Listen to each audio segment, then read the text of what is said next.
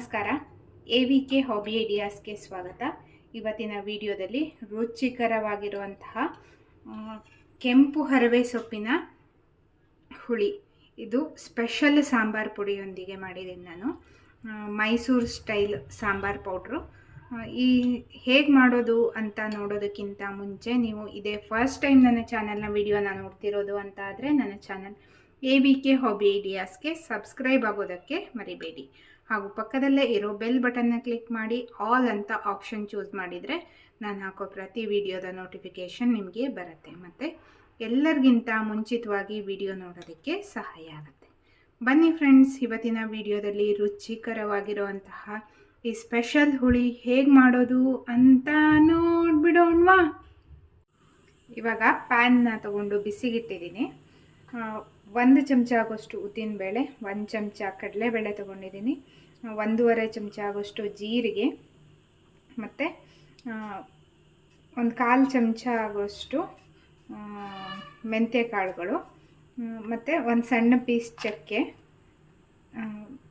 ಮತ್ತು 1/4 ಚಮಚ ಕಾಳುಮೆಣಸು. ಇದನ್ನು ಹಾಕ್ತಾಯಿದ್ದೀನಿ.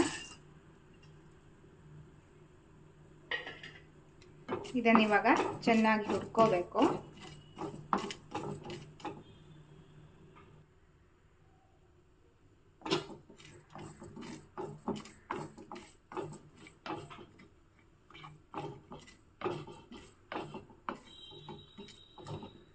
ಬೇಳೆಗಳೆಲ್ಲ ಗೋಲ್ಡನ್ ಬ್ರೌನ್ ಬರಬೇಕು, ಅಲ್ಲಿವರೆಗೆ ಚೆನ್ನಾಗಿ ಹುರ್ಕೋಬೇಕು.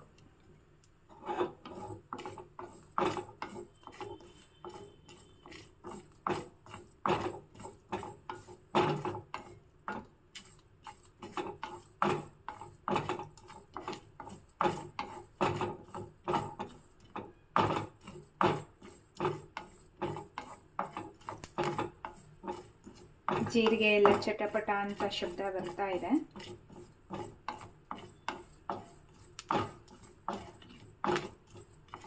ನಾನು ಈ ಕ್ವಾಂಟಿಟಿ ಹೇಳ್ತಾ ಇದ್ದೀನಲ್ಲ, ಇದನ್ನು ಜಾಸ್ತಿ ಮಾಡಿಕೊಂಡು ಸಹ ನೀವು ಸಾಂಬಾರ್ ಪುಡಿನ ಸ್ಟೋರ್ ಮಾಡಿ ಇಟ್ಕೋಬೋದು. ನೋಡಿ, ಬೇಳೆಗಳ ಬಣ್ಣ ಎಲ್ಲ ಚೇಂಜ್ ಆಗಿದೆ. ನಾನಿವಾಗ ಆಫ್ ಮಾಡ್ತಾ ಇದ್ದೀನಿ ಸ್ಟವ್ನ.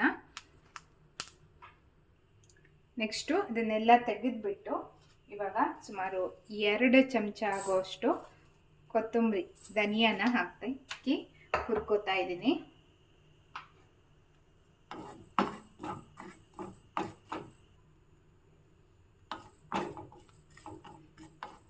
ಈಗ ಕೊತ್ತಂಬರಿ ಬೀಜ ಘಮ ಅಂತ ಪರಿಮಳ ಬರ್ತಾ ಇದೆ.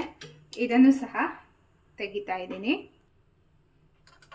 ನಂತರ 1/4 ಚಮಚ ಆಗೋಷ್ಟು ಸಾಸಿವೆ ಕಾಳನ್ನ ಹಾಕಿ ಹುರ್ಕೋಬೇಕು.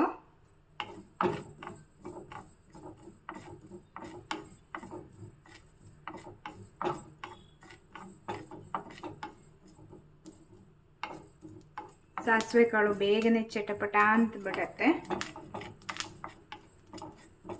ನೋಡಿ, ಇದು ಸಹ ಇವಾಗ ರೆಡಿಯಾಗಿದೆ. ನೆಕ್ಸ್ಟ್ ನೋಡಿ, ಖಾರಕ್ಕೆ ಬೇಕಾಗುವಷ್ಟು ಒಣಮೆಣಸು,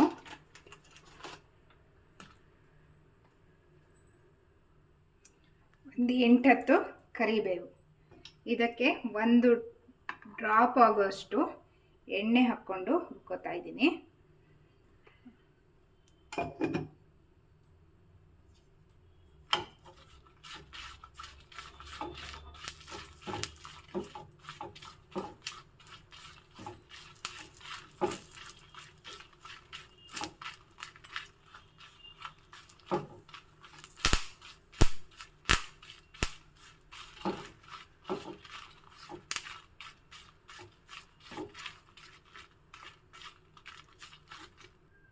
ಇದು ಸಹ ರೆಡಿಯಾಗಿದೆ. ಇದನ್ನು ನಾನು ತೆಗಿತಾ ಇದ್ದೀನಿ ಇವಾಗ.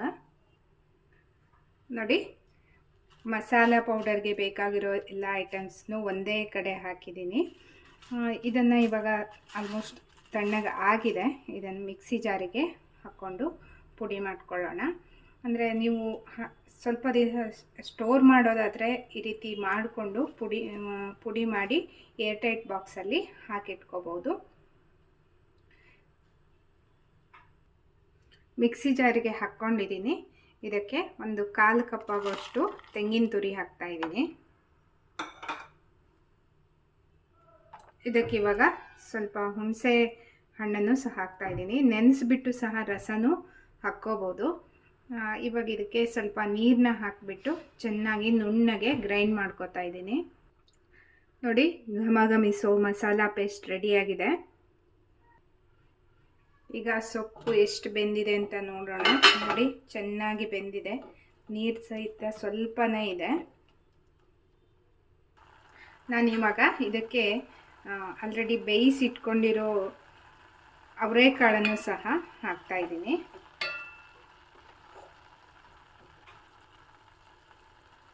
ಈಗ 1/4 ಕಪ್ಪು ನೀರು ಹಾಕ್ತಾಯಿದ್ದೀನಿ. ರೆಡಿ ಮಾಡ್ಕೊಂಡಿರೋ ಮಸಾಲ ಪೇಸ್ಟ್, ಈ ಪೌಡರ್ನ ಅಂದರೆ ಮಸಾಲ ಪೌಡರ್ ಹೇಳಿದ್ನಲ್ಲ ನಾನು, ಅದನ್ನು ಪುಡಿ ಮಾಡಿದ ಆದಮೇಲೆ ಅದಕ್ಕೆ ನೀವು ಸ್ವಲ್ಪ ಅರಿಶಿಣ ಪುಡಿ ಮತ್ತು ಸ್ವಲ್ಪ ಇಂಗನ್ನು ಸೇರಿಸಿ ಸಹ ಸ್ಟೋರ್ ಮಾಡಿ ಇಟ್ಕೋಬೋದು. ಘಮ್ ಅಂತ ಪರಿಮಳ ಬರುತ್ತೆ. ಮಿಕ್ಸಿ ಜಾರ್ಗೆ ಸ್ವಲ್ಪ ನೀರನ್ನ ಹಾಕಿಬಿಟ್ಟು ಹಾಕ್ತಾಯಿದ್ದೀನಿ.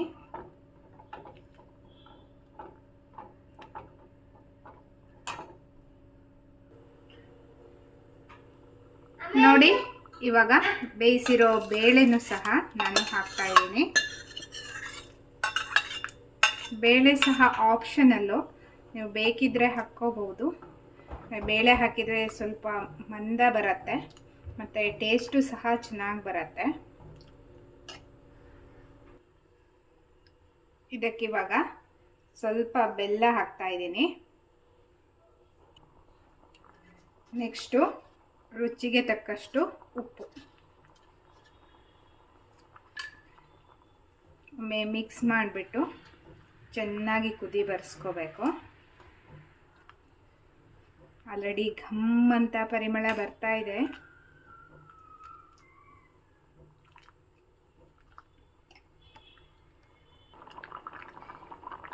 ನೋಡಿ, ಚೆನ್ನಾಗಿ ಕುದೀತಾ ಇದೆ. ನಾ ಎಲ್ಲ ವಿಡಿಯೋದಲ್ಲಿ ಹೇಳಿದ ಹಾಗೆ ಇದಕ್ಕೂ ಹೇಳ್ತಾ ಇದ್ದೀನಿ. ನೋಡಿ, ಸೆಂಟರಲ್ಲಿ ಕುದಿ ಬಂದರೆ ಪರ್ಫೆಕ್ಟಾಗಿ ಟೇಸ್ಟ್ ಬಂದಿರುತ್ತೆ ಅಂತ.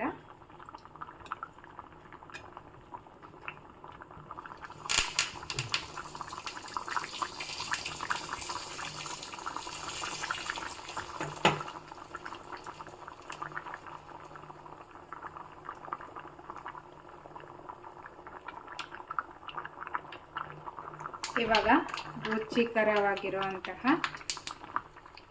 ಹುಳಿಗೆ ಒಂದು ಗಮ್ಮತ್ತಾಗಿರೋ ಒಗ್ಗರಣೆ.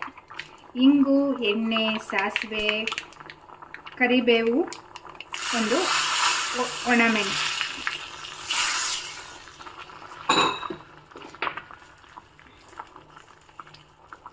ಈಗ ಸ್ಟವ್ನ ಆಫ್ ಮಾಡಿಬಿಟ್ಟಿದ್ದೀನಿ. ಘಮ ಘಮ ಅಂತ ಪರಿಮಳ ಬರ್ತಾ ಇದೆ ಫ್ರೆಂಡ್ಸ್. ತುಂಬ ಅಂದರೆ ತುಂಬ ರುಚಿಯಾಗಿರುತ್ತೆ. ಸಾಂಬಾರು ಪುಡಿನೂ ಸಹ ಅಷ್ಟೇ ಚೆನ್ನಾಗಿರುತ್ತೆ ಫ್ರೆಂಡ್ಸ್. ನೀವು ಒಮ್ಮೆ ಖಂಡಿತ ಟ್ರೈ ಮಾಡಲೇಬೇಕು. ಈ ರೀತಿ ಕೆಂಪು ಹರವೆ ಸೊಪ್ಪಿನ ಸ್ಪೆಷಲ್ ಹುಳಿ ಇದು. ಈ ಹುಳಿ ಅಥವಾ ಸಾಂಬಾರು ಹೇಗಾಗಿತ್ತು ಅಂತ ನಿಮ್ಮ ಅನಿಸಿಕೆನ ನೀವು ಮಾಡಿಬಿಟ್ಟು ಕಮೆಂಟ್ ಸೆಕ್ಷನ್ನಲ್ಲಿ ತಿಳಿಸ್ತೀರಾ ಅಂದ್ಕೊಂಡಿದ್ದೀನಿ. ಸಾಂಬಾರು ಪುಡಿನೂ ಸಹ ನೀವು ಸ್ಟೋರ್ ಮಾಡಿ ಇಟ್ಕೋಬೋದು ಅಂತ ನಾನು ಮೊದಲೇ ಹೇಳಿದೆ. ಆಲ್ಮೋಸ್ಟ್ ಒಂದು 15 ಡೇಸಿಗೆ ಆಗುವಷ್ಟು, ಅಂದರೆ ನೀವು ಕ್ವಾಂಟಿಟಿನ ಜಾಸ್ತಿ ಮಾಡಿಕೊಂಡು ಮಾಡಿ ಇಟ್ಕೋಬೋದು. ತುಂಬ ರುಚಿಯಾಗಿರುತ್ತೆ. ಎಲ್ಲ ತರಕಾರಿಯ ಸಾಂಬಾರಿಗೂ ಸಹ ಅದನ್ನ ಬಳಸ್ಬೋದು ನೀವು. ಅಷ್ಟು ರುಚಿಯಾಗಿರುತ್ತೆ, ಹೊಸ ಟೇಸ್ಟ್ ಬರುತ್ತೆ. ಇವತ್ತಿನ ಈ ವಿಡಿಯೋ ನಿಮಗೆ ಖಂಡಿತ ಇಷ್ಟ ಆಗುತ್ತೆ ಅಂತ ಭಾವಿಸಿದ್ದೀನಿ. ಈ ವಿಡಿಯೋನ ನೋಡಿಬಿಟ್ಟು ಲೈಕ್ ಮಾಡಿ ಮತ್ತು ನಿಮ್ಮ ಅನಿಸಿಕೆಯನ್ನು ಕಮೆಂಟ್ ಸೆಕ್ಷನ್ನಲ್ಲಿ ತಿಳಿಸಿ ಅಂತ ಹೇಳ್ತಾ, ಈ ಕಲರ್ಫುಲ್ ಹುಳಿಯ ವಿಡಿಯೋದ ಲಿಂಕನ್ನು ನಿಮ್ಮ ಫ್ಯಾಮಿಲಿ ಫ್ರೆಂಡ್ಸ್ ಎಲ್ರಿಗೂ ಶೇರ್ ಮಾಡಿ ಅಂತ ಹೇಳ್ತಾ ಇದ್ದೀನಿ. ಮತ್ತೆ ಒಂದು ಹೊಸ ವಿಡಿಯೋದೊಂದಿಗೆ ಭೇಟಿ ಆಗ್ತಾ, until then take care, bye bye. Thank you for watching friends.